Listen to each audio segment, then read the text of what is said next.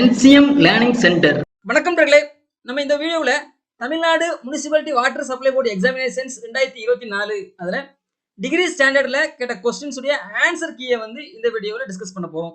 ஓகேங்களா? உங்களுக்கு இந்த ஆன்சர்ஸ் உங்களுக்கு வேணும் அப்படிங்கிறவங்க இந்த வீடியோவை ஃபுல்லாக கோத்ரூ பண்ணுங்க. சரிங்களா? இந்த வீடியோவில் கொஸ்டின் நம்பர் 1ல இருந்து கொஸ்டின் நம்பர் 100 வரை உள்ளதை நம்ம வந்து கீ கொடுப்போம். ரெண்டாவது வீடியோ நெக்ஸ்ட் வீடியோவில் கொஸ்டின் நம்பர் 101ல இருந்து 200 வரை உள்ள கொஸ்டினுடைய ஆன்சர் கீயை நம்ம ரிலீஸ் பண்ணுவோம். ஓகேங்களா? ஸோ ஃபர்ஸ்ட் ஒன் பை ஒன்னா பார்க்கலாம். ஃபர்ஸ்ட் ஒரு 20 கொஸ்டின்ஸ் பார்த்தீங்க அப்படின்னா சர்க்யூட் தியரியிலேருந்து கேட்டிருக்காங்க. அடுத்து 21லேருந்து 40 வரை உள்ளது பார்த்தீங்கன்னா எலக்ட்ரோ மேக்னெட்டிக் ஃபீல்டு தியரியிலேருந்து கேட்டிருக்காங்க. அடுத்து மூணாவது 41லேருந்து 60 வரை பார்த்தீங்க அப்படின்னா மெஷர்மெண்ட்ஸில் கேட்டிருக்காங்க. அடுத்து 61லேருந்து 80 வரை கண்ட்ரோல் சிஸ்டம், 81லேருந்து 100 வரை எலக்ட்ரிக்கல் மிஷின்ஸ். ஸோ இந்த 5 சப்ஜெக்ட் கேட்டிருக்காங்க. Circuit theory, magnetic field theory, measurements, control system, electrical machines. சரி, அந்த 5 சப்ஜெக்ட்லேருந்து 20 கொஸ்டின்ஸ். So totally 100 questions. ஓகேங்களா? ஃபர்ஸ்ட் கொஸ்டின்ஸ் பார்த்தீங்க அப்படின்னா நம்ம மெஷ் அனாலிசிஸ்ல வந்து நம்ம ஈக்குவேஷன்ஸ் ஃபார்ம் பண்ணோம் இல்லையா? அந்த ஈக்குவேஷன்ஸ் வந்து எவ்வளவு ஈக்குவேஷன்ஸ் நம்பர் இருக்கும் அப்படின்னு பார்த்தீங்க அப்படின்னா இண்டிபெண்டன்ட் லூப் எத்தனை நம்பர் ஆஃப் இண்டிபெண்டன்ட் லூப் இருக்கோ அத்தனை ஈக்குவேஷன்ஸ் ஃபார்ம் ஆகும். ஸோ ஆப்ஷன் டி வந்து கரெக்டான ஆன்சர்ஸ் ஃபர்ஸ்ட் கொஸ்டின்ஸ்க்கு. அடுத்து ரெண்டாவது கொஸ்டின்ஸ் பார்த்தீங்க அப்படின்னா இதுல வந்து பார்த்தீங்கன்னா சர்க்யூட் தியரியில இருந்தா ஆப்ஷன் சி வந்து கரெக்டாக இருக்கும். ஓகேங்களா? இந்த பேசிக் கரண்ட் ஈக்குவேஷன்ஸ் வந்து பார்த்தீங்கன்னா டைம் டிபெண்டா இருக்கும். ஒரு ரியாக்டிவ் எலமெண்ட் இருந்தது அப்படின்னா டைம் டிபெண்டா இருக்கும். சரியா? அடுத்து 4வது கொஸ்டின்ஸ். இதுல பாத்தீங்கன்னா ஆசிலேஷன்ஸ் வந்து நம்ம குறைக்கிறதுக்கு எது வந்து பெஸ்ட் அப்படின்னு பாத்தீங்கன்னா இண்டக்டன்ஸ் வேல்யூ இன்க்ரீஸ் பண்ணும். ஸோ ஆப்ஷன் ஏ வந்து கரெக்டான ஆன்சர்ஸ். ஓகேங்களா? அடுத்து 5வது கொஸ்டின்ஸ். இதுல என்ன கேட்டிருக்காங்க அப்படின்னா ஒரு RLC சர்க்யூட்ஸ் இருக்கு, அதுல வந்து எல் வேல்யூ சி வேல்யூ மாத்தினா என்ன ஆகும் அப்படின்னு சொல்லி கேட்கறாங்க. இதுல பாத்தீங்கன்னா டைம் கான்ஸ்டன்ட் வந்து எப்பவுமே சேம் தான். டைம் கான்ஸ்டன்ட் வந்து இந்த சர்க்யூட்ஸ்க்கு வந்து சேமா இருக்கும். ஸோ ஆப்ஷன் ஏ வந்து கரெக்டான ஆன்சர்ஸ். அடுத்து 6வது கொஸ்டின்ஸ். நார்டன்ஸ் தியரத்துக்கு நம்ம வந்து அந்த நார்டன்ஸ் கரண்ட் எப்படி கண்டுபிடிப்போம்? அந்த லோடை வந்து ஷார்ட் பண்ணி தான் நம்ம கண்டுபிடிப்போம். ஸோ அப்போ ஆப்ஷன் பி வந்து கரெக்டான ஆன்சர்ஸ். அடுத்து 7வது கொஸ்டின்ஸ்.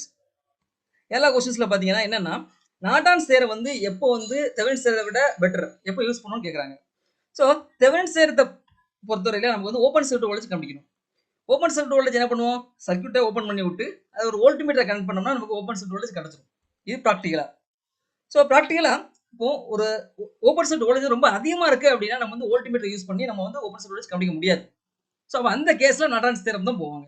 ஒரு ஷார்ட் சர்க்யூட் வச்சு கண்டுபிடிப்பாங்க. ஸோ அப்போ எப்போ வந்து நார்டன்ஸ் தியரம் வந்து பெஸ்ட்னு பார்த்தீங்கன்னா எப்போ ஓப்பன் சர்க்யூட் வோல்டேஜ் வந்து ரொம்ப ரொம்ப ஹையா இருக்கு, மெஷர் பண்ண முடியலையோ அப்போ வந்து நார்டன்ஸ் தியரம் பெஸ்டா இருக்கும். ஸோ ஆப்ஷன் ஏ வந்து கரெக்ட். அடுத்து 8வது கொஸ்டின்ஸ். இதுல பாத்தீங்கன்னா 2 ஃபேஸ் ஏசி சிஸ்டம் இருக்கு. ஃபேஸ் ஆங்கிள் டிஃபரன்ஸ் வந்து எப்படி இருக்கும் அப்படின்னா 90 இருக்கும். ஸோ ஆப்ஷன் சி வந்து கரெக்டான ஆன்சர்ஸ். அடுத்து 9வது கொஸ்டின்ஸ். இதுல பாத்தீங்கன்னா நம்ம ஒரு சர்க்யூட்ஸ் இருக்கு, ஈக்குவேஷன்ஸ் நம்பர் ஆஃப் ஈக்குவேஷன்ஸ் எப்படி இருக்கும் அப்படின்னா number of equations equal to b minus n plus 1, அதாவது number of branch minus number of nodes plus 1 அவ்வளவு வேல்யூ தான் நம்பர் ஆஃப் ஈக்குவேஷன்ஸ் இருக்கும். சரிங்களா? ஸோ பாத்தீங்க அப்படின்னா இதுல வந்து ஆப்ஷன் டி எடுத்துக்கலாம். Number of nodes minus number of branch எடுத்தோம்னா பிளஸ் 1 வரும். ஸோ அதில் பத்தி ஆப்ஷன்ல எதுவுமே இல்லை. அப்போ நான் நினைக்கிறேன் ஆன்சர்ஸ் நாட் நோன் அதுதான் வரும்னு நினைக்கிறேன். ஓகேங்களா? நம்ம நினைக்கக்கூடிய ஆன்சர்ஸ் வந்து கரெக்டான ஆன்சர்ஸ் இந்த ஆப்ஷன்ல இல்ல. ஓகேவா? அடுத்து 10வது கொஸ்டின்ஸ். ஒரு 3 ஃபேஸ் டெல்டா கனெக்டட் லோடுக்கு வந்து பவர் எப்படி இருக்கும்? ஸ்டார் கனெக்டட் லோடா இருந்தாலும் சரி, டெல்டா கனெக்டட் லோடா இருந்தாலும் சரி, பவர் பார்த்தீங்கன்னா 3 into V phase I phase cos பைன்னு வரும். அப்படி இல்லைன்னா √3 into VL IL cos phi. சரியா? பேஸ்ல எடுத்தோம்னா 3 into V phase I phase cos phi. Line voltage நம்ம எடுத்தோம் அப்படின்னா √3 இன்டூ விஎல் ஐஎல் காஸ் பை. ஸோ ஆப்ஷன் பி வந்து கரெக்டான ஆன்சர்ஸ். அடுத்து 11வது கொஸ்டின்ஸ். இதுல பாத்தீங்க அப்படின்னா ஒரு சர்க்யூட் இம்பிடன்ஸ் கொடுத்துட்டாங்க, வோல்டேஜ் கொடுத்துருக்காங்க, பவர் ஃபேக்டர் என்னவா இருக்கும் சொல்லி கேட்காங்க. பவர் ஃபேக்டர் வந்து நமக்கு இம்பிடன்ஸ் தெரிஞ்சாலே நம்ம என்ன பண்ணிக்கலாம், பவர் ஃபேக்டர் வழி கண்டுபிடிச்சிடலாம். Cos phi is equal to R by Z. இந்த இதுல ஆர் வேல்யூ 3 தெரிஞ்சிச்சு, இதுல இசட் வேல்யூ கண்டுபிடிக்கணும். இசட் வந்து என்ன வரும்? √r² + xl². அப்போ இசட் வேல்யூ அதோட மேக்னிட்யூட், இசட் உடைய மேக்னிட்யூட் பாத்தீங்க அப்படின்னா √9 + 16. அப்போ என்ன வரும்? 5 வேல்யூ கிடைக்கும். இசட் வந்து 5, ஆர் வேல்யூ 3. அப்போ 3/5 போட்டோம்னா 0.6 கிடைக்கும். 0.6 லாகிங். ஓகேவா? ஆப்ஷன் பி வந்து கரெக்ட். ஏன் லாகிங் போட்டோம்னா இது இண்டக்டிவ் லோட், அதனால லாகிங். ஓகே. அடுத்து 12வது கொஸ்டின்ஸ். ஸோ எல்லா பிரான்ச்சுமே ஓரியன்டட் டைரக்டட் கிராஃப்னு சொல்லிருக்காங்க. அப்போ அது இன்சிடென்ட் மேட்ரிக்ஸ். ஆப்ஷன் சி வந்து கரெக்டான ஆன்சர்ஸ். அடுத்து 13வது கொஸ்டின்ஸ். எக்ஸாம்பிள் ஆஃப் 2 போர்ட் நெட்வொர்க்னு பாத்தீங்க அப்படின்னா ஃபில்டர்ஸ், டிரான்ஸ்ஃபார்மர், டிரான்ஸ்மிஷன் எல்லாமே 2 போர்ட் நெட்வொர்க்கோட எக்ஸாம்பிள்ஸ் தான். ஸோ அப்போ ஆல் த அபவ் வந்து கரெக்டான ஆன்சர்ஸ். ஆப்ஷன் டி வந்து கரெக்ட். அடுத்து 14வது கொஸ்டின்ஸ். அதாவது சோர்ஸ் உடைய இம்பிடன்ஸ் லோடு இம்பிடன்ஸ் மேட்ச் பண்றோம் அப்படின்னா என்ன அர்த்தம்? இம்பிடன்ஸ் மேட்சிங் அர்த்தம். ஆப்ஷன் சி வந்து கரெக்ட் ஆன்சர்ஸ். இந்த இம்பிடன்ஸ் மேட்சிங் எதுக்காக பண்ணுவாங்கன்னா பவர் லாஸை குறைக்கிறதுக்கு. அப்போ சோர்ஸும் லோடையும் கனெக்ட் பண்ணும்போது இம்பிடன்ஸ் மேட்சாக இருக்கணும், இருந்தால் பவர் லாஸ் கம்மியாகும். அடுத்து 16 கொஸ்டின்ஸ் சர்க்யூட் தேர்லேருந்து கேட்டிருக்காங்க. மிஸ்அனலைசிஸ் இல்லை நோட் அனலைசிஸ் போகலாம். நோட் அனலைசிஸ் தான் பெஸ்ட்டு, ஏன்னா நம்பர் ஆஃப் நோட்ஸ் வந்து பார்த்தீங்கன்னா கம்மியாக இருக்கும், நம்பர் ஆஃப் பிளஸ் வந்து அதிகமாக இருக்கும். ஸோ நோட் அனலைசிஸ் யூஸ் பண்ணலாம், இல்லை நீங்கள் மிஸ்அனலைசிஸ்லாம் போகலாம், ஏதாவது போகலாம். பட் நமக்கு கவனிக்க வேண்டியது என்ன அப்படின்னா கரண்ட் ஃப்ளோ த்ரூ 2 ஓம் ரெசிஸ்டன்ஸ்ல கவனிக்கணும். ஸோ நான் என்ன பண்ணுறேன், நோட் அனலைசிஸ் யூஸ் பண்ணுறேன். நோட் அனலைசிஸ் பண்ணி V1 இந்த வோல்டேஜ் V1 எடுத்துக்கிறேன். இந்த நோடில் உள்ள வோல்டேஜ் 10 வோல்ட் கொடுத்தாங்க, 9 வோல்ட். அப்போ இந்த நோடு வந்து V2 எடுத்துக்கலாம், இது ஃபுல்லாக கிரவுண்ட் நோட். ஸோ இப்போ V1 V2 கண்டுபிடிக்கிற ரெண்டு வேலையும் ஈக்குவல் வேல்யூவாக இருக்குது. ஸோ அப்போ கரண்ட் ஃப்ளோ பார்த்தீங்கன்னா V1 மைனஸ் V2/2 வரும். ஸோ அப்போ ரெண்டு வோல்டேஜ் சேமாக இருக்கிறதுனால இந்த 2 ஓம்ஸ் எஃப்ளோட கரண்ட் 0 இருக்கும். ஆப்ஷன் ஏ வந்து கரெக்ட். ஓகேவா? அடுத்து 16வது கொஸ்டின்ஸ். RLC சர்க்யூட்ஸ் கொடுத்துருக்காங்க. அதில் வந்து LC less than 1/x² கொடுத்துருக்காங்க. சரியா? XL = XC இருந்ததுன்னா அது வந்து நமக்கு என்ன கண்டிஷன்ஸ்? Resonance conditions. சரியா? அப்போ நீங்க XL less than XC போட்டு பாருங்க. XL less than XC போட்டோம்னா அது வந்து current lags the applied voltage. Option A வந்து கரெக்ட் ஆன்சர்ஸ். ஓகேவா? அடுத்து 17வது கொஸ்டின்ஸ். நம்ம அவரேஜ் பவர் கண்டுபிடிக்கணும். அவரேஜ் பவர்ங்கிறது என்ன வரும்? I² RMS × R. சரியா? நான் I வேல்யூ கொடுத்துருக்காங்க. So I² RMS × R. இப்போ இதுக்கு RMS வேல்யூ கண்டுபிடிக்கணும். இது RMS 1 எடுத்துக்கலாம், இல்லை RMS 2, இது RMS 3 எடுத்துக்கலாம். அப்போ √IRMS1² + IRMS2² + IRMS3² அப்படி அந்த மாதிரி ஃபார்முலா வரும். ஸோ RMS 1ங்கிறது இதுக்கு பார்த்தீங்கன்னா 3 தான். இதனுடைய RMS வேல்யூ IM/√2. ஸோ 2 வரும். அப்போ இதனுடைய RMS வேல்யூ 2/√2 கிடைக்கும். ஸோ இப்போ எல்லாத்தையும் பண்ணி IRMS வேல்யூ கண்டுபிடிச்சி IRMS² × R போட்டோம்னா நமக்கு ஆன்சர்ஸ் வந்து 34 வாட்ஸ் கிடைக்கும். ஆப்ஷன் சி வந்து கரெக்டான ஆன்சர்ஸ். அடுத்து 18வது கொஸ்டின்ஸ். டிரான்சியன்ட் ரெஸ்பான்ஸ்ல கேட்டிருக்காங்க. டிரான்சியன்ட் ரெஸ்பான்ஸ்ல வந்து பார்த்தீங்கன்னா எல்லா value option A, B, C, D எல்லாத்துலையும் பார்த்தீங்கன்னா 3ங்கிற மேக்னிடியூட் இருக்கு. நமக்கு டைம் கான்ஸ்டன்ட் மட்டும் தான் மாறுது. ஸோ டைம் கான்ஸ்டன்ட் கண்டுபிடிக்கணும். இது RL circuits. So time constant L/R வரும். L வந்து 0.5 கொடுத்துட்டாங்க. அப்போ R பார்த்தீங்கன்னா என்ன வரும்? 80 ஓம்ஸ் வரும் R. ஸோ 0.5 / 80 போட்டோம்னா 160 கிடைக்கும். ஸோ அப்போ -T/τ 1/160 கிடைக்கும். ஸோ ஆப்ஷன் டி வந்து ஆன்சர்ஸ் வந்து கிடைக்கும். ஓகேவா? அடுத்து 17வது கொஸ்டின்ஸ். 17வது கொஸ்டின்ஸ்ல பார்த்தீங்க அப்படின்னா இண்டக்டன்ஸ் வேல்யூ கொடுத்துருக்காங்க. கெப்பாசிட்டன்ஸ் வேல்யூ கண்டுபிடிக்கணும். அந்த இடத்துல லைன் கரண்ட் வந்து 0. சரியா? ஸோ அப்போ இதுக்கு ஆன்சர்ஸ் பார்த்தீங்கன்னா ஆப்ஷன் பி வந்து கரெக்ட். 3.03 மில்லிஃபாரட் வந்து கரெக்டாக இருக்கும். அடுத்து 20வது கொஸ்டின்ஸ். ஸோ இந்த கொஸ்டின்ஸுக்கு ஆன்சர்ஸ் பார்த்தீங்கன்னா ஆப்ஷன் பி வந்து கரெக்ட். அடுத்து 21. இது ஃபுல்லாகவே என்னன்னா எலக்ட்ரோமேக்னெட்டிக் ஃபீல்டு தேரி வரும். சரியா? எலக்ட்ரோமேக்னெட்டிக் ஃபீல்டு தேரி வரும்.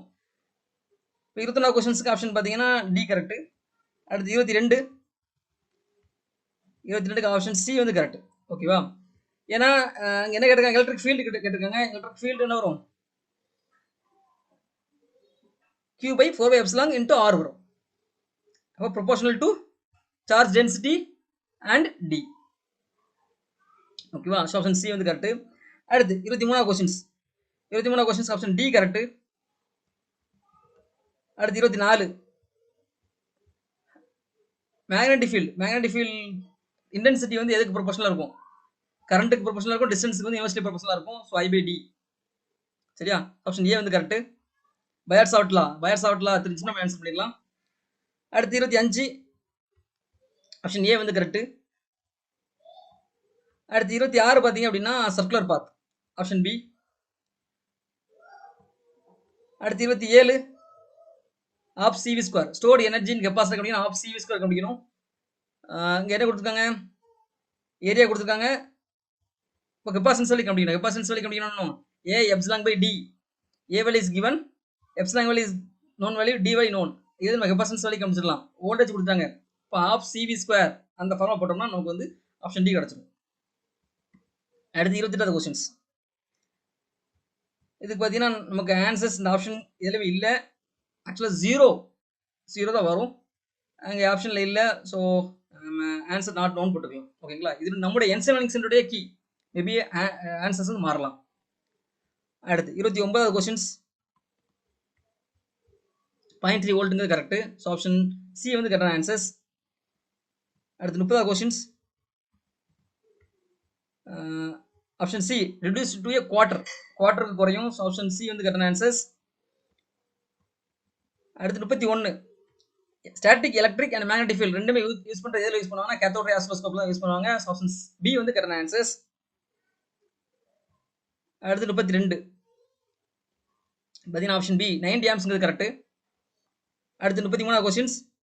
இல்ல எலக்ட்ரிக் ஃபீல்டுடைய ஈக்குவேஷன்ஸ் நம்ம கண்டுபிடிக்கணும். எலக்ட்ரிக் ஃபீல்டுடைய ஈக்குவேஷன்ஸ் பார்த்தீங்கன்னா சார்ஜ் பை 4/எப்சிலான் இன்டு ஆர் வரும். ஆர்ங்க டிஸ்டன்ஸ். ஸோ டிஸ்டன்ஸ் வந்து எக்ஸ்னு வச்சுக்கலாம். ஓகேவா? இங்க கொடுத்துருக்க சார்ஜ் டென்சிட்டி கொடுத்துருக்காங்க. Line charge density. அப்போ லைன் சார்ஜ் டென்சிட்டிங்கிறது என்ன வரும்னா line charge density charge by distance. அப்போ சார்ஜ் நம்ம கண்டுபிடிச்சோம்னா என்ன வரும்னா என்ன வரும்? Charge density by distance relative distance. அப்போ எக்ஸ் ஸ்கொயர் வரும். ஸோ ஆப்ஷன் பி வந்து கரெக்ட் ஆன்சர்ஸ்.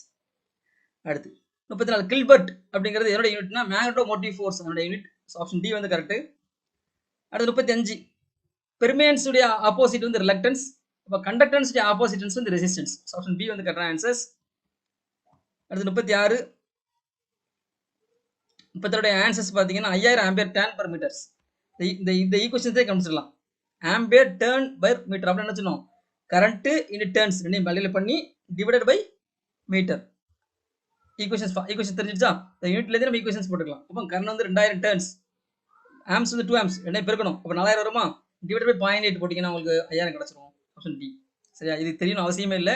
இந்த ஆப்ஷன்லேருந்தே நம்ம என்ன பண்ணலாம்? ஃபார்முலா டெரைவ் பண்ணி ஆன்சர் கொண்டு வந்துடலாம். அடுத்து 37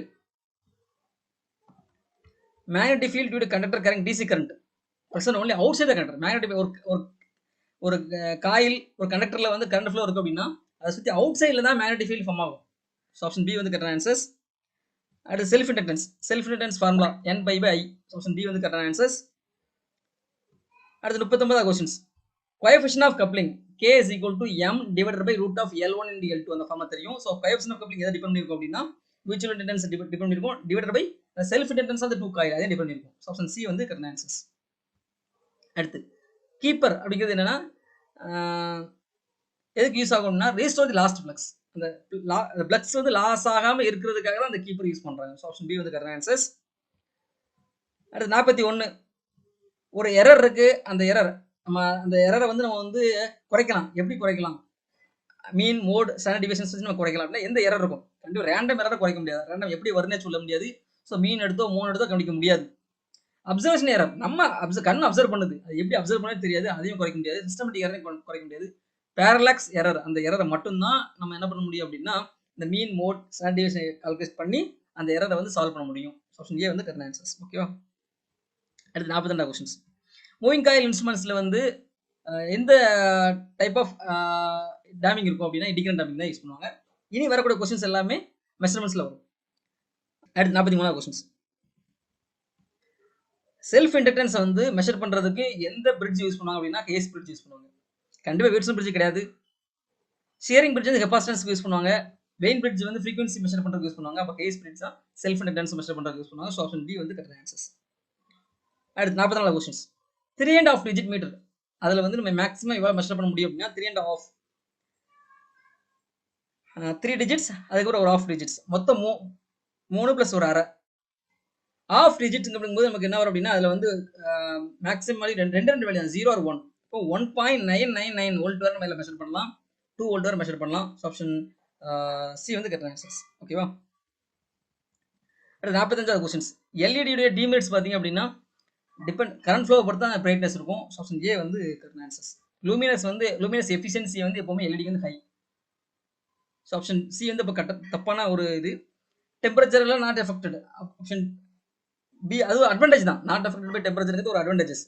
லூமினஸ் எஃபிஷியன்சி பார்த்தீங்க அப்படின்னா இந்த எல்இடிக்கு வந்து ஹையாக தான் இருக்கும். ஓகேவா? அது கன்சம்ஸ் லெஸ் பவர்ங்கிறது ஒரு மெரிட்ஸ் தான். இப்போ டிமெரிட்ஸ்னு பார்த்தோம்னா brightness depends on current flow through the LED. அடுத்து 46 டிரான்சியன்ட் சிக்னல்ஸ் வந்து எப்படி அப்சர்வ் பண்ணி நம்ம பண்ணலாம் அப்படின்னா ஸ்டோரேஜ் ஆசிலோஸ்கோப் யூஸ் பண்ணி பண்ணலாம். ஸோ ஆப்ஷன் ஏ வந்து கரெக்ட் ஆன்சர்ஸ். அடுத்து 47 பாட்டன் டியூப் அப்படிங்கிறது என்னன்னா பிரைமரி டிரான்ஸ்மிட்டர். எதுக்கு மெஷர் பண்ணாங்கன்னா ப்ரெஷர் மெஷர் பண்ணுறது யூஸ் பண்ணுவோம். ஸோ அப்போ ஆப்ஷன் பி. பாட்டன் டியூப்னாலே ப்ரெஷர் மெஷர்மெண்ட்ஸ் தெரிஞ்சிடும். அப்போ இந்த இடத்துல பார்த்தீங்கன்னா பிரைமரியா செகண்டரியாங்கிறது பார்த்தீங்கன்னா பிரைமரி டிரான்ஸ்மிட்டர்ஸ். ஆப்ஷன் பி வந்து கரெக்ட் ஆன்சர்ஸ். அடுத்து 48 கொஸ்டின்ஸ்.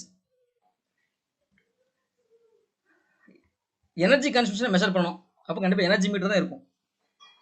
டைனாமீட்டர் இருக்காது, மூவிங் ஆனிமீட்டர் இருக்காது, எலக்ட்ரோலைட்டிக் மீட்டர் இருக்காது, induction watt meter. Induction watt meter தான் அது ஒரு எனர்ஜி மீட்டர். Option C. எனர்ஜியை மெஷர் பண்ணணும், இப்போ அது எனர்ஜி மீட்டர் வேணும். எனர்ஜி மீட்டர்ங்கிறது இங்கே வந்து இண்டக்ஷன் வாட் மீட்டருக்கு தான் கரெக்டான ஆன்சர். ஆப்ஷன் சி வந்து கரெக்ட். ஓகேவா? அடுத்து 49வது கொஸ்டின்ஸ். வீட்ஸ்டோன் பிரிட்ஜ் வந்து எப்போ பேலன்ஸ் ஆகும் அப்படின்னா, அந்த டிடெக்டருக்கு அக்ராஸ்ல வோல்டேஜ் வந்து 0 இருக்கும். அதாவது current flow through the detector வந்து 0 இருக்கும். That is equal to voltage across detector. Option A வந்து கரெக்டான ஆன்சர்ஸ். இது ஏசி பிரிட்ஜ். ஏசி பிரிட்ஜில் வந்து இண்டக்டன்ஸ் மெஷர் பண்ண போகிறோம். அப்போ எந்த குவான்டிட்டி வந்து ரொம்ப மினிமமாக இருக்கணும் அப்படின்னா, சோர்ஸ் இம்பிடன்ஸ் வந்து ரொம்ப மினிமமாக இருக்கணும். சோர்ஸ் இம்பிடன்ஸ் மினிமமாக இருந்ததுன்னா நம்ம மெஷர்மெண்ட் வந்து அக்யூரேட்டாக இருக்கும். சரியா? ஸோ ஆப்ஷன் பி வந்து கரெக்டான ஆன்சர்ஸ். அடுத்து 51வது கொஸ்டின்ஸ். இது என்ன பிரிட்ஜ்? ஷேரிங் பிரிட்ஜ் கொடுத்துருக்காங்க. கெப்பாசிட்டன்ஸ் மெஷர் பண்ண போகிறோம். ஸோ இந்த கொஸ்டினை வச்சு நம்ம என்ன பண்ணிக்கலாம்? இன்னொரு கொஸ்டின்ஸ் கேட்டாங்க இல்லையா முன்னாடி, எதை measure inductance self inductance measure பண்ணுறதுக்கு எது கேட்டாங்க இல்லையா, ஆன்சர் பண்ணிக்கலாம். அப்போ கண்டிப்பாக ஷேரிங் பிரிட்ஜ் கிடையாதுங்க தெரிஞ்சிடும். ஷேரிங் பிரிட்ஜ் கெப்பாசிட்டன்ஸ் மெஷர் பண்ணுறதுக்கு. அப்போ அன்னோன் கெப்பாசிட்டன்ஸ் பார்த்தீங்கன்னா நோன் கெப்பாசிட்டன்ஸ் இன்டூ இந்த R2 by R1 வரும். இந்த ரெண்டு ரெசிஸ்டன்ஸ் சேமாக இருக்கலாம், கேன்சல் ஆயிருது. CX ஈக்குவல் டு CS கிடைக்கும், 100 பிகோ பேரட் கிடைக்கும். ஆப்ஷன் சி வந்து கரெக்ட் ஆன்சர்ஸ். அடுத்து 52வது கொஸ்டின்ஸ். இன்ஸ்ட்ருமெண்ட் டிரான்ஸ்ஃபார்மர் வந்து அந்த ஒரு மெஷரிங் இன்ஸ்ட்ருமெண்ட் பிரைமரியில் யூஸ் பண்ணுவாங்க. ஏன் அப்படின்னா எதுக்காக யூஸ் பண்ணுறாங்கன்னா ஹை வோல்டேஜில் வந்து ஐசோலேட் பண்ணுறதுக்காக அந்த இன்ஸ்ட்ருமெண்ட் டிரான்ஸ்ஃபார்மர் யூஸ் பண்ணுவாங்க. ஆப்ஷன் பி வந்து கரெக்ட். ஒரு டிரான்ஸ்ஃபார்மர் வந்து ஒரு மீட்டருக்கு முன்னாடி நம்ம வந்து கனெக்ட் பண்ணுறோம், 1:1 ரேஷியோ டிரான்ஸ்ஃபார்மர் யூஸ் பண்ணுறோம்னா எதுக்காகனா திடீர்னு ஒரு ஹை வோல்டேஜ் வரும்போது அது வந்து ஐசோலேட் பண்ணும், அந்த மீட்டர் வந்து ஐசோலேட் பண்ணும். ஆப்ஷன் பி வந்து கரெக்ட் இருக்கும். அடுத்து 53வது கொஸ்டின்ஸ். கரண்ட் டிரான்ஸ்ஃபார்மரில் பார்த்தீங்கன்னா சிடி ரேஷியோ. இது வந்து நம்ம normal step down step up டிரான்ஸ்ஃபார்மராக எடுத்துக்கூடாது. சிடி ரேஷியோங்கிறது என்னன்னா primary turns by secondary turns is equal to primary current by secondary current. Formula பார்த்துக்கோங்க. Primary turns by secondary current turns is equal to primary current by secondary current. மாற்றிடக்கூடாது. சரியா? இதே normal step down step up டிரான்ஸ்ஃபார்மரில் பார்த்தீங்க அப்படின்னா secondary turns by primary turns is equal to primary மாற்றி வரும். என்ன வரும்? Primary current by secondary current வரும். ஆனால் இங்கே அப்படி சிடியில் அப்படி கிடையாது. Primary turns by secondary turns is equal to primary current by secondary current. அப்போ என்ன வரும் அப்படின்னா செகண்டரியில் ரேஷியோ பிரைமரியில் வந்து 100 டான்ஸ் இருக்குது, செகண்டரியில் 1. இப்போ செகண்டரில் 2 ஆம்ஸ்னா பிரைமரி 2 கரண்ட் ஆம்ஸ் வரும். ஆப்ஷன் டி வந்து கரெக்ட். ஓகேவா? அடுத்து 54வது கொஸ்டின்ஸ். அதாவது ஒரு மெஷர் பண்ண போகிறோம், வோல்டேஜ் மெஷர் பண்ண போகிறோம். ஹார்மோனிக் என்னன்னு இருக்கு. எந்த இன்ஸ்ட்ருமெண்ட்ஸ் பெஸ்ட் அப்படின்னா RMS root mean square measure பண்ணக்கூடிய இன்ஸ்ட்ருமெண்ட் வந்து பெஸ்ட். ஹார்மோனிக் வந்து கொஞ்சம் எலிவேட் பண்ணி கொடுக்கும், அதெல்லாம் எந்த பாதிப்பும் இருக்காது, அக்யூரேட்டாக இருக்கும். ஸோ அப்போ multimeter with AC voltage measurements இருந்ததுன்னா ஹார்மோனிக் கண்ட்ரோல் இருந்தாலும் கொஞ்சம் அக்யூரேட்டாக இருக்கும். ஆப்ஷன் டி வந்து கரெக்டான ஆன்சர்ஸ். அடுத்து 55. இந்த கொஸ்டின்ஸில் பார்த்தீங்க அப்படின்னா ஆப்ஷன் பி வந்து கரெக்டான ஆன்சர்ஸ். அடுத்து 56. Typical power factor meter. ஒரு பவர் ஃபேக்டர் மீட்டரில் பார்த்தீங்கன்னா வோல்டேஜ் கையில் இருக்கும், கரண்ட் கையில் இருக்கும். ஆப்ஷன் டி வந்து கரெக்டான ஆன்சர்ஸ். அடுத்து 57வது கொஸ்டின்ஸ். Servo mechanism. பேர் ஆஃப் சர்வோ மெக்கானிசம் எதில் இருக்கும் அப்படின்னா XY ரெக்கார்டரில் இருக்கும். சர்வோ சிஸ்டம் வந்து மூவ்மெண்ட் எக்ஸ் பொசிஷனில் எக்ஸ் ஆக்சிஸில் மூவ் ஆகும், ஒய் ஆக்சிஸில் மூவ் ஆகும் ரெக்கார்ட். ஸோ அதனால் வந்து XY ரெக்கார்டருக்கு இந்த இன்ஸ்ட்ருமெண்ட்டில் சர்வோ சிஸ்டம் இருக்கும். அடுத்து 58வது கொஸ்டின்ஸ். டூ-வே கம்யூனிகேஷன்ஸ். ரொம்ப ரொம்ப சிம்பிளான கொஸ்டின்ஸ். இதே தப்பு விடுவோம் சில இடங்களில். டூ-வே கம்யூனிகேஷன்ஸ் இதை பார்த்தீங்கன்னா only one part can transmit data at A time அப்படின்னா ஹாஃப் டூப்ளெக்ஸ். அடுத்த டைமில் 2 வேலையில கம்யூனிகேஷன்ஸ் இருந்ததுன்னா ஃபுல் டூப்ளெக்ஸ். ஆனால் அடுத்த டைமில் ஒரே ஒரு சைடு மட்டும் தான் கம்யூனிகேஷன் இருந்ததுன்னா அது ஹாஃப் டூப்ளெக்ஸ். ஆப்ஷன் டி வந்து கரெக்ட் ஆன்சர்ஸ். அடுத்து 59வது கொஸ்டின்ஸ். நெப்பர் அப்படிங்கிறது பார்த்தீங்கன்னா லார்ஜ் தென் டெசிபிள். கிட்டத்தட்ட அப்ராக்சிமேட்லி 8 டெசிபிள் கிட்ட வரும். சரியா? லார்ஜ் தென் டெசிபிள் வேல்யூ 8 டைம்ஸ் வரும் டெசிபிளை விட. சிங்க்ரோங்கிறது ஆங்குலர் பொசிஷன் டிரான்ஸ்டியூசர்ஸ். இது பார்த்து ஆன்சர் பண்ணிடலாம். Option A. அடுத்து கண்ட்ரோல் சிஸ்டம். 60 கொஸ்டின்ஸ் முடிஞ்சிச்சு. இனி வந்து 61லேருந்து 80 வரை உள்ளது கண்ட்ரோல் சிஸ்டம். ரொம்ப சிம்பிளானது தான். செகண்ட் சிஸ்டம் கொடுத்துருக்காங்க. Time constant 2 seconds, timing ratio 0.5. நம்ம டைமிங் ரேஷியோ வச்சு தான் அது என்ன சிஸ்டம் சொல்லுவோம். டைமிங் ரேஷியோ லெஸ் தென் 1 அப்படின்னா under damped system. Del value is equal to 1னா critical damped system. Del value greater than 1னா ஓவர் டைம்டு சிஸ்டம். இங்கே பார்த்தீங்கன்னா del value less than 1, so under damped system. Option C வந்து correct. அடுத்து 62வது questions. இப்போ ஒரு ரோவில் ரூத் ரேட்டில் ஒரு ரோவில் எல்லா வேல்யூஸும் 0வா இருந்ததுன்னா கண்டிப்பாக நம்ம ஆக்சிலரி பாலினாமியல் ஈக்குவேஷன்ஸ் கவனிக்கும். ஆக்சிலரி பாலினாமியல் ஈக்குவேஷன்ஸ் கவனிக்கும் போது அந்த ரூட்ஸ் வந்து எதில் இருக்கணும்? இமேஜின் ஆக்சிஸில் இருக்கும். கண்டிப்பாக அது மார்ஜினல் ஸ்டேபிளாக இருக்கும். ஆப்ஷன் சி வந்து கரெக்ட் ஆன்சர்ஸ். ஓகேவா? 62க்கு ஆப்ஷன் சி கரெக்ட். அடுத்து 63. டைம் டொமைன் அனாலிசிஸ் இதில் எதுன்னு கேட்டிருக்காங்க. டைம் டொமைன் அனாலிசிஸ் பார்த்தீங்கன்னா இதில் எதுவுமே கிடையாது. Nyquist stability criterion, Bode plot இதெல்லாம் ஃப்ரீக்வன்சி ரெஸ்பான்ஸ் பேஸ்ட். ரூட் லோகஸில் வந்து ரூட்ஸை பொறுத்து இருக்கு. அப்போ அதுவுமே ஃப்ரீக்வன்சி தான் வரும். ரூட் கர்வ் டிஸ்கிரிட்னா ரூட்ஸ் வித் ஜெனரல் ஃப்ரீக்வன்சி தான் வரும். நம்ம வந்து ரூட் லோக்கஸ் பிளாட்டையும் ரூட் கர்வ் டிஸ்கிரிட்னா சில இடத்துல டைம் டொமைன் அனாலிசிஸ் எடுத்துக்குவாங்க. ஸோ அதனால வந்து ஆப்ஷன் பியா இருக்கலாம். அப்படி இல்லாத பட்சத்தில் ஆப்ஷன் ஈயா இருக்கலாம். ஓகேவா? எல்லாமே வந்து என்னது ஃப்ரீக்வன்சி வச்சு தான் வரும். ஓகேவா? டைம் டொமைன் அனாலிசிஸ்க்கு நம்ம ஸ்டெப் சிக்னல் கொடுக்குறது, ரேம்ப் சிக்னல் கொடுக்குறது, பரபோலா சிக்னல் கொடுத்து ரெஸ்பான்ஸ் பார்க்குறது, அந்த மாதிரி அனாலிசிஸ் தான் என்னது டைம் டொமைன் பேஸ்ட் அனாலிசிஸ் வரும். ஓகேவா? அடுத்து 64வது கொஸ்டின்ஸ். அவுட்புட் ரெஸ்பான்ஸ் கொடுத்துட்டாங்க, நம்ம டிரான்ஸ்ஃபர்ஷன் முடிக்கணும், ஸ்டெப் இன்புட் கொடுத்துருக்காங்க. ஓகேங்களா? ஸோ அப்போ என்ன பண்ணுறேன், இதுக்கு நான் வந்து லேப்லாஸ் கண்டுபிடிக்கிறேன். அப்போ ஒய் ஆஃப் எஸ் தான் கிடைக்கும். இப்போ ஒய் ஆஃப் எஸ்ங்கிறது என்ன வரும்னா 1/s + the whole square. சரியா? ஆனால் நமக்கு என்ன வேண்டியிருக்கு, Y of S by R of S வேண்டியிருக்கு. ஆர் ஆஃப் எஸ்ங்கிறது step input. Step input R of S value என்ன வரும், ஆர் ஆஃப் எஸ்ங்கிறது 1/s. So Y of S by R of S போடும்போது நமக்கு என்ன வரும் அப்படின்னா Y of S by R of S, Y of S value 1/s + the whole square. So R of S வந்து 1/s. அப்போ s by s + the whole square கிடைக்கும். Option C வந்து correct. ஓகேவா? ஆப்ஷன் பி கிடையாது, option C தான் correct. ஓகேவா? ஏன்னா Y of S value 1/s + the whole square, R of S value 1/s. ஏன்னா ஸ்டெப் இன்புட் 1/s. அப்போ சப்ஜெக்ட் பண்ணுறேன், சப்ஜெக்ட் பண்ண எனக்கு என்ன s by s + the whole square கிடைக்கும். ஆப்ஷன் சி தான் கரெக்டான ஆன்சர்ஸ். ஓகேவா? இந்த இதில் தப்பாக மார்க் பண்ணியிருக்கேன். ஆப்ஷன் சி தான் கரெக்டாக வரும். ஓகேவா? அடுத்து 65வது கொஸ்டின்ஸ். ஜீரோ இனிஷியல் கண்டிஷன்ஸ் என்ன அர்த்தம்னா rest, no energy stored. So option C வந்து கரெக்ட். இதை பார்த்து போட்டுடலாம். அடுத்து 66வது கொஸ்டின்ஸ். இதில் ஃபீட்பேக் எத்தனை ஃபீட்பேக் இருக்குன்னு பார்க்கணும். பார்த்தோம்னா 10 ஃபீட்பேக் எலமெண்ட் வரும். சரியா? எப்படின்னா இது இண்டிவிஜுவல் 1 2 3 4 5 இது ஒரு இண்டிவிஜுவல் 6 இண்டிவிஜுவல் வந்துருதா, இண்டிவிஜுவல் 6 இண்டிவிஜுவல் வந்துருது.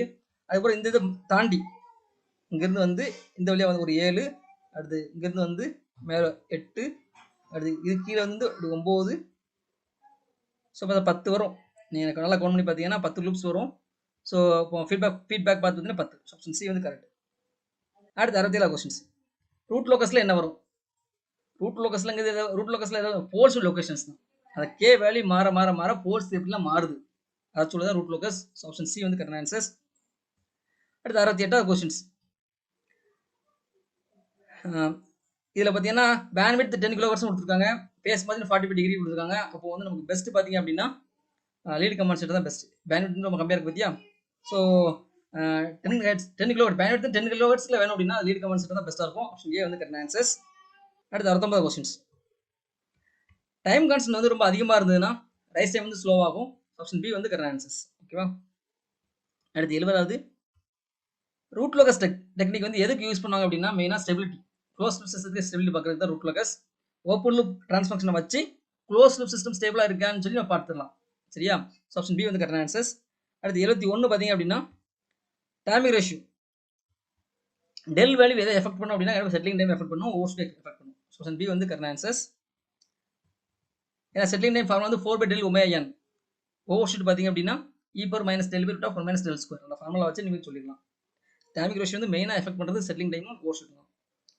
அடுத்து பிளாக் வந்து சீரியஸாக இருக்குது. பிளாக் 1 பிளாக் 2 இன்புட்ல இருந்து அது பிளாக் 1 பிளாக் 2 சீரியஸாக இருக்குது. அப்போ வந்து மல்டிப்ளை கிடைக்கும். ஆப்ஷன் ஏ வந்து கரெக்டான ஆன்சர்ஸ்.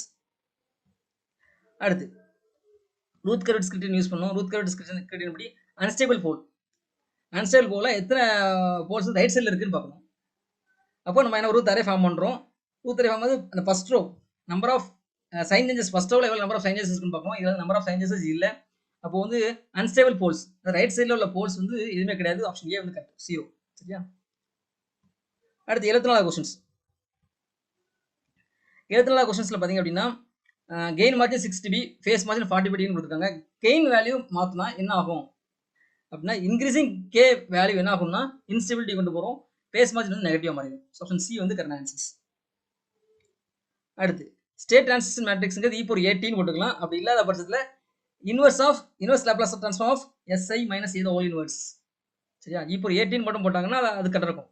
e⁻18 x of 0 கொடுத்துருக்காங்க. ஸோ அது கிடையாது. அப்போ e⁻18ங்கிறது என்னன்னா inverse Laplace transform of SI - A the whole inverse. Option C வந்து கரெக்ட். ஓகேவா? அடுத்து 76 கொஸ்டின்ஸ். இதில் பார்த்தீங்கன்னா டிரான்ஸ்ஃபர்ஷன் கொடுத்துருக்காங்க. நம்ம நேச்சுரல் ஃப்ரீக்வன்சி உண்மையாக கண்டுபிடிக்கணும். Open loop system unity feedback கொடுத்துருக்காங்க. நம்ம வந்து க்ளோஸ் லூப் சிஸ்டம் மாற்றுறேன். மொத்தமாக எனக்கு என்ன வரும்னா s² + s + 10 வரும். அது ωn² வேல்யூ 10, ωn வேல்யூ √10. √10 போடும்போது எனக்கு என்ன வரும்? 3.16 வரும். ஆப்ஷன் ஏ வந்து கரெக்ட். அடுத்து 37 கொஸ்டின்ஸ். ஃபார் ஸ்டேபிள் சிஸ்டம் பார்த்தீங்கன்னா கெயின் மார்ஜின் ஃபேஸ் மார்ஜின் ரெண்டுமே பாசிட்டிவ். ஆப்ஷன் ஏ வந்து கரெக்ட். கண்ணை மூடிட்டு போட்டுடலாம். அடுத்து 78வது கொஸ்டின்ஸ். மேக்ஸிமம் பே ஷிஃப்ட் எவ்வளோ இருக்கும்? சைன் பை பார்த்தீங்கன்னா 1 minus alpha by 1 plus alpha. சரியா? அதில் வந்து நம்ம ஆல்ஃபா வேல்யூ கண்டுபிடிக்கலாம். Alpha value 1 plus tau s by 1 plus alpha tau s standard formula. இதுலேருந்து நம்ம வந்து ஆல்ஃபா வேல்யூ கண்டுபிடிச்சி sine phi equal 1 minus alpha by 1 plus alpha போட்டோம்னா எனக்கு 0.5 கிடைக்கும். அப்போ பை வேல்யூ பார்த்தீங்கன்னா 30 டிகிரி. ஸோ ஆப்ஷன் சி வந்து கரெக்டாக இருக்கும். அடுத்து 79வது கொஸ்டின்ஸ். இதில் பார்த்தீங்கன்னா டிஃபரன்ஷியல் ஈக்குவேஷன் கொடுத்துருக்காங்க. இதை நம்ம மேட்ரிக்ஸாக மாற்றும் போது நமக்கு ஆப்ஷன்ஸ் டி வந்து கரெக்டாக இருக்கும். ஓகேங்களா? அடுத்து போலார் பிளாட். இந்த போலார் பிளாட்ல இருந்து பார்த்தீங்கன்னா கண்டிப்பாக இது அன்ஸ்டேபிள் சிஸ்டம் தான். இப்போ அதுன்னு சொல்லிடலாம். ஏன்னா இது -1 தாண்டி வருது. ஸோ இது அன்ஸ்டேபிள் சிஸ்டம். எத்தனை போல்ஸுங்க தான் பார்க்கணும். இல்லை 2 போல்ஸ் வரும். ஆப்ஷன் டி வந்து கரெக்ட் ஆன்சர்ஸ். ஓகேவா? அடுத்து 84வது கொஸ்டின்ஸ். இது ஃபுல்லாக எலக்ட்ரிக்கல் மிஷின்ஸில் வரக்கூடியது. செப்பரேட் லைக் சிஸ்டம் மோட்டர் இருக்கு. ஆர்மேச்சர் ரெசிஸ்டன்ஸ் நெக்லெக்ட் பண்ணுறோம். ஆர்மேச்சர் வோல்டேஜ் இன்க்ரீஸ் பண்ண என்ன ஆகும் அப்படின்னா ஸ்பீட் வந்து இன்க்ரீஸ் ஆகும். ஆப்ஷன் சி வந்து கரெக்ட். அடுத்து 82. டிசி ஜெனரேட்டரில் பார்த்தீங்கன்னா ஃபீல்டு கரண்ட் வந்து ரிவர்ஸ் பண்ணோம் அப்படின்னா வோல்டேஜ் வந்து பொலாரிட்டி மட்டும் தான் மாறும். நல்லா புரிஞ்சுக்கோங்க. டிசி ஜெனரேட்டரில் வந்து ஃபீல்டருடைய இதை வந்து ரிவர்ஸ் பண்ணுறோம் அப்படின்னா கரண்டோட டேரக்ஷன் ரிவர்ஸ் பண்ணோம் அப்படின்னா வோல்டேஜோட பொலாரிட்டி மட்டும் தான் மாறும். வோல்டேஜ் மேக்னிட்யூட் வந்து மாறாது. So voltage magnitude remains same. Option A வந்து கரெக்ட் ஆன்சர்ஸ். அடுத்து 83வது கொஸ்டின்ஸ். இது பார்த்தீங்கன்னா ஆப்ஷன் பி வந்து கரெக்ட் ஆன்சர்ஸ். அடுத்து 84. இன்டர்போல் எதுக்குன்னா கம்ப்யூட்டேஷனை வந்து குறைக்கிறது தான். கம்ப்யூட்டேஷன்ஸ் ஃப்ளக்ஸ் அந்த இதை குறைக்கிறது தான். ஸோ அப்போ கம்ப்யூட்டேஷன் கரண்ட்டை வந்து ப்ரொவைட் பண்ணுறதுக்கு அந்த இண்டக்ஷன் இஎஃப் ஒரு கம்ப்யூட்டேஷன் சிஎஃப் ஃபார்ம் ஆகும். அந்த இதை வந்து குறைக்கிறதுக்காக ஒரு கம்ப்யூட்டேஷன் கரண்ட்டுக்கு ஒரு பாத் இருக்கும். ஸோ ஆப்ஷன் சி வந்து கரெக்ட். இன்டர்போலுடைய பர்பஸே இந்த கம்ப்யூட்டேஷனை ரிடியூஸ் பண்ணுறதுக்காக தான். ஓகேவா? அடுத்து 85 பார்த்தீங்கன்னா சிங்கர ஸ்பீட் கண்டுபிடிக்கணும். ஸ்லிப் கொடுத்துருக்காங்க, ரோட்டார் ஸ்பீட் கொடுத்துருக்காங்க. அப்போ என்ன வரும்? NS equal to NR into 1 minus S. அந்த ஃபார்மை போட்டோம்னா எனக்கு சிங்கர ஸ்பீட் கிடச்சிரும். இங்கே என்ன வேல்யூ கொடுத்தாங்க? 1440 RPM. Slip S equal 4%, 0.04. அந்த வேல்யூ சப்ஸ்டிட் பண்ணோம்னா எனக்கு 1500 RPM கிடைக்கும். ஆப்ஷன் பி வந்து கரெக்ட். அடுத்து 86. கிரிட்டிக்கல் ஸ்லிப் அப்படிங்கிறது என்ன? மேக்ஸிமம் டார்க்கில் உள்ள ஸ்லிப் தான் critical slip. So option A வந்து கரெக்ட். அடுத்து 87.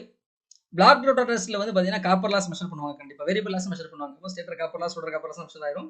இன்புட் பவர் மெஷர் பண்ணிடலாம். மோட்டர் டார்க் மட்டும் தான் அங்கே மெஷர் பண்ண முடியாதது ஒன்று. ஸோ ஆப்ஷன் சி வந்து கரெக்ட். அடுத்து 88 கொஸ்டின்ஸ். டிரான்ஸ்ஃபார்மர்ல கேட்டிருக்குது. 2 ரேஷியோ வச்சு கேட்டிருக்காங்க. அதாவது 75% ஃபுல் லோட் இருக்கும்போது காப்பர் லாஸ் வந்து 900 வாட்ஸ். அப்படின்னா ஃபுல் லோட் காப்பர் லாஸ் என்னவா இருக்கும்? நமக்கு அந்த ரேஷியோ ஃபார்முலா இருக்கு. அந்த ஃபார்முலா யூஸ் பண்ணோம் அப்படின்னா நமக்கு 1200 வாட்ஸ் கிடைக்கும். ஆப்ஷன் டி வந்து கரெக்ட். ஓகேவா? ரொம்ப முக்கியமான கான்செப்ட்ஸ் தான் அது.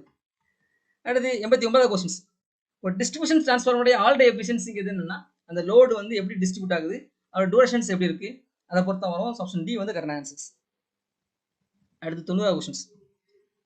Face to phase voltage ratio கொடுத்துருக்காங்க. அப்போ line to line voltage ratio இருக்கும். Delta to delta transformer, delta to delta transformer. Phase to phase ratio கொடுத்துருக்காங்க. Delta to delta. ரேஷியோ எடுக்கும்போது என்ன ஆகும்? ரெண்டு சேமாக தான் இருக்கும். VLC √3 V பேஸ் எடுத்தோம்னா ரெண்டு சைடும் டெல்டா. அப்போ ரெண்டு சைடும் VLC √3 V பேஸ். அப்போ √3 கேன்சல் ஆகி நமக்கு என்ன கிடைக்கும்? அது கே வழியாக கிடைக்க போகுது. ஸோ ஆப்ஷன் ஏ வந்து கரெக்ட் ஆன்சர்ஸ். அடுத்து 91. ஸ்லிப்பிங் இண்டக்ஷன் மோட்டரில் வந்து ஸ்லிப்பிங் எந்த காப்பர் தான் இருக்கும். காப்பர் தான் குட் கண்டக்டர். ஸோ கண்டிப்பாக காப்பர் தான் யூஸ் பண்ணுவாங்க. Option B correct. அடுத்து ஸ்லிப்பிங் இண்டக்ஷன் மோட்டர் தான் 3 phase induction motor. Power input வந்து rotor power input value 3 × I2² R2 × 1 - S/S. இது நம்ம ஈஸியாக ஆன்சர் பண்ணிடலாம். Induction motor 3 phase induction motor உள்ள ஃபார்முலா ரோட்டர் பவர். அடுத்து 93. சிங்கிள் ஃபேஸ் சீலிங் ஃபேனில் யூஸ் பண்ணக்கூடிய சிங்கிள் ஃபேஸ் இண்டக்ஷன் மோட்டர் பார்த்தீங்கன்னா கெப்பாசிட்டர் ஸ்டார்ட் மோட்டர். அதில் பார்த்தீங்கன்னா ஒரு கெப்பாசிட்டர் இருக்கும். ஸ்டார்டிங் பர்பஸ்க்காக யூஸ் பண்ணியிருப்பாங்க. அந்த கெப்பாசிட்டர் போயிடுச்சு அப்படின்னா ஸ்டார்ட் ஆகாது, சுத்தாது சீலிங் ஃபேனில் உள்ள மோட்டர். சரியா? ஸோ அப்போ ஆப்ஷன் ஏ கரெக்டான ஆன்சர்ஸ். அடுத்து 94 கொஸ்டின்ஸ் பார்த்தீங்க அப்படின்னா ஏர் கேப் இன்க்ரீஸ் பண்ணோம் அப்படின்னா பவர் ஃபேக்டர் வந்து குறையும் இண்டக்ஷன் மோட்டரில். So option C correct. அடுத்து 95 கொஸ்டின்ஸ்.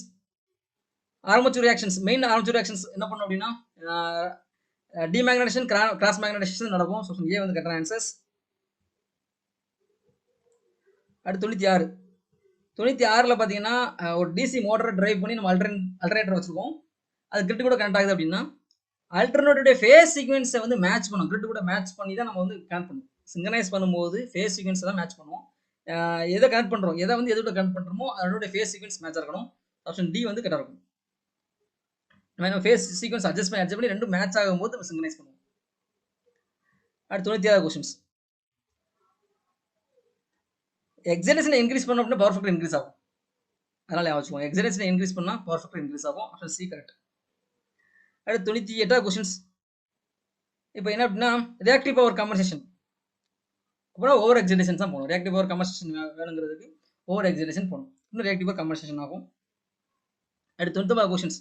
சிங்கர்னஸ் ஸ்பீடு வந்துட்டு அப்படின்னா டைமிங் டார்க் இருக்கவே இருக்காது. டைமிங் டார்க் வந்து 0.